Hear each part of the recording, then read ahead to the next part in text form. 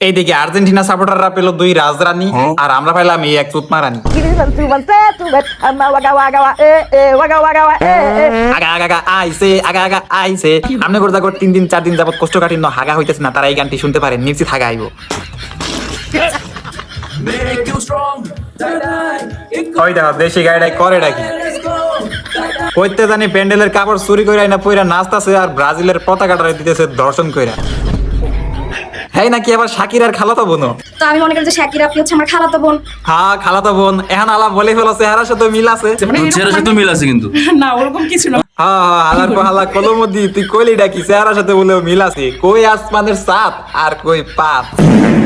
অনেকে বলছে কমেন্টে। ও আচ্ছা আরে কলমদি রে কমেন্টে যে মানুষ কি বলছে ওটা আমি দেখাইতেছি সবাইকে, তোর বলতে হইব না। কমেন্টে যেটা বলছে ওটা আমি মুখে বলতে পারবো না, তোমরা চোখে দেখে নাও। কমেন্টে অভিমানী মন লিখেছে শাকিরা ক্রস শামাকাম।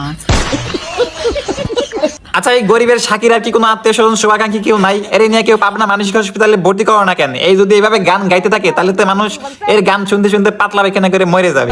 এর চেয়ে কি ভালো এর পাবনা মানসিক হসপিটালে নিয়ে ভর্তি করে দাও, ওইখানে গিয়ে এসে গান গাক, এর গান শুনে পারলে 2-1টা রোগী ভালো হবে। আর এরকম ব্রাজিল সাপোর্টার আমাদের দরকার নেই, এর চেয়ে তো পরিমণি অনেক ভালো।